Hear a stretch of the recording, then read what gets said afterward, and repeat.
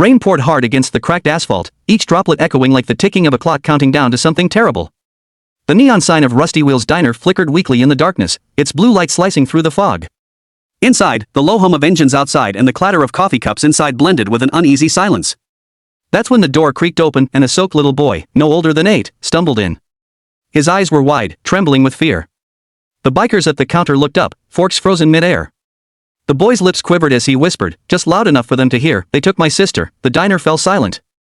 No one breathed. The boy's voice cracked as he repeated the words, his small hands gripping the edge of the counter like it was the only thing holding him up. His clothes were muddy, his shoes soaked, and his hair plastered to his forehead. One of the bikers, a broad man with a scar down his cheek and kind eyes beneath the roughness, knelt beside him. His name was Hawk, leader of the Iron Vultures. "Hey, kid," Hawk said softly, his deep voice barely more than a whisper. "Who took her?"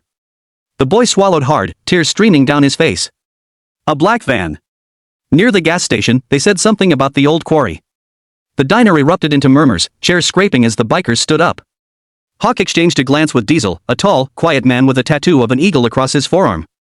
Diesel gave a single nod. They'd all heard the rumors, people going missing around that area. "The police too slow to care, kid," Hawk said, gripping his leather jacket. "You're safe now." "What's your name?" "Eli," the boy whispered. "My sister, her name's Sarah. She's 10. They took her when I ran to get help." Eli's voice broke. He blamed himself, and Hawk saw it in his eyes, that heavy, aching guilt only a child could carry. Hawk stood up straight and turned to his crew. "Mount up." No one questioned him. The sound of engines roared through the night as the Iron Vultures burst into the storm. The boy watched from the diner window, the neon lights flickering across his tear-streaked face. Inside, the waitress, Linda, wrapped a blanket around his shoulders. "They'll bring her back, sweetheart," she said softly, though her voice trembled. Eli didn't answer. He just stared out the window, praying those headlights would return. The rain hit harder as the bikers tore down the empty highway.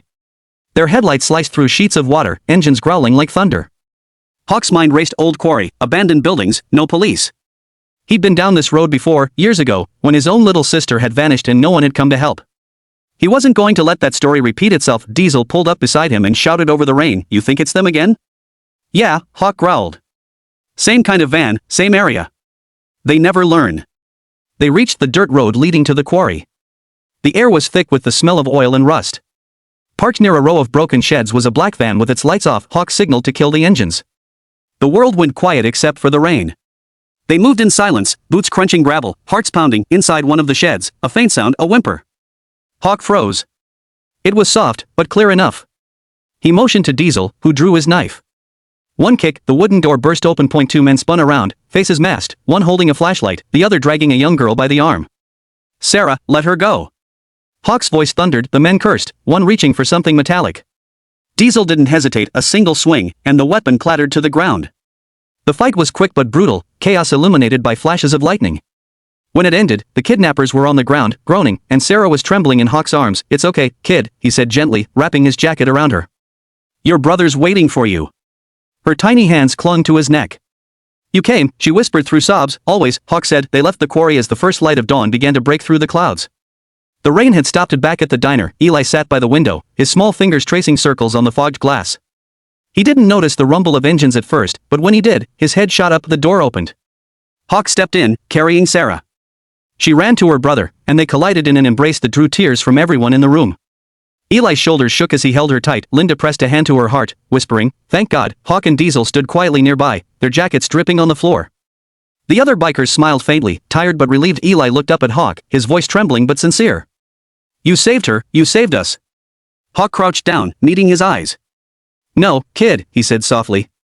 "You saved her, you didn't give up. That's what matters." The boy hugged him tight, and for the first time in a long time, Hawk felt something he hadn't. Peace. Outside, the sun broke through the clouds, golden light spilling over the wet asphalt. The engines roared again, this time not for battle, but for hope. Eli and Sarah watched from the doorway as the Iron Vultures rode away into the morning, their silhouettes fading into the horizon, and though they didn't know it, Hawk was smiling under his helmet. Because sometimes, the toughest men carry the softest hearts, and sometimes, the loudest engines bring back the quietest prayers. The sky was streaked with pale orange when the Iron Vultures disappeared over the ridge, leaving behind the echo of their engines and the faint scent of wet asphalt. Inside the Rusty Wheels diner, quiet had settled again, the kind that comes after a storm. Eli and Sarah sat side by side in a booth, wrapped in a shared blanket. She hadn't let go of his hand once. Linda poured them hot cocoa, her eyes misty but kind. Hawk stood outside, leaning against his motorcycle. He stared at the rising sun, smoke curling from the cigarette between his fingers. The others waited beside their bikes, restless but silent. Diesel was the first to speak. You think it's over? Hawk shook his head. No. Guys like that don't act alone. Someone's paying them. Diesel sighed, kicking at the dirt. You really want to go down that road again? Hawk's jaw tightened. You saw that little girl, Diesel. Tell me I'm supposed to just ride away. There was a long pause. Then Diesel nodded. All right, boss. Then we ride. Inside, Linda knelt beside the booth. You two got family nearby? She asked gently. Eli looked down at his Coco. Just Dad, he works nights at the docks. He didn't know. I ran for help when they took her. Linda smiled sadly. You did the right thing, sweetheart. You're braver than most grown men I know. Sarah tugged on her sleeve. Will the bad men come back? Linda brushed a strand of hair from her face and whispered, not while those bikers are around. At that, Sarah managed a tiny smile. The door swung open. Hawk stepped inside again, dripping rain from his boots. His eyes softened when he saw the siblings. Kid, he said, kneeling beside them, you both need a place to stay till we find your dad. You're not going back alone. Eli frowned. You mean, you're still going after them? Yeah, Hawk said quietly. They don't stop unless someone makes them. For a moment, Eli said nothing. Then he whispered, can I help? Hawk chuckled softly, shaking his head. You already did.